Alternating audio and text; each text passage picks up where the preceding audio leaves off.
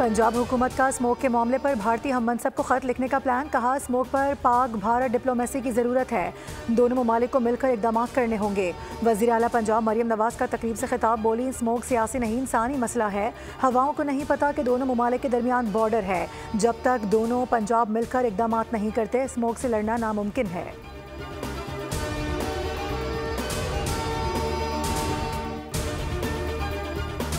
वज़ीर आज़म शहबाज शरीफ 2 रोज़ा दौरे पर आज कतर जाएंगे। अमीर कतर शेख तमीम बिन हमद सानी से मुलाकात करेंगे।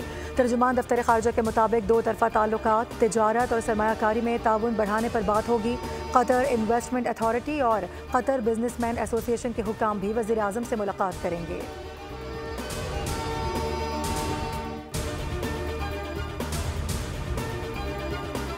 Chairman joint chiefs of staff committee general Sahir Shamshad Mirza की आज़रबाईजान के सदर से मुलाकात। दोनों ममालिक के दरमियान गहरे और तारीखी ताल्लुकात मजबूत करने पर बातचीत की गई। पाकिस्तान और आज़रबाईजान के दरमियान फ़ौजी ताउन में इजाफे की अहमियत को उजागर करने और अमन व इस्तेहकाम के लिए इज्तिमाई अज़्म का इरादा किया गया।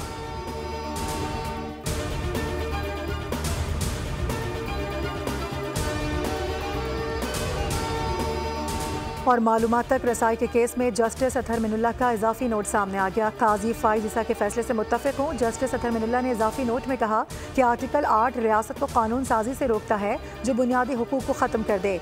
ये नाकाबिल तसव्वुर है कि सुप्रीम कोर्ट शहरियों की बुनियादी हुकूक छीन ले।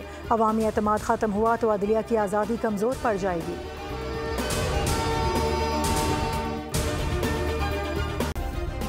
सब्सक्राइब करें और बेल दबाएं ताकि कोई खबर रह न जाए।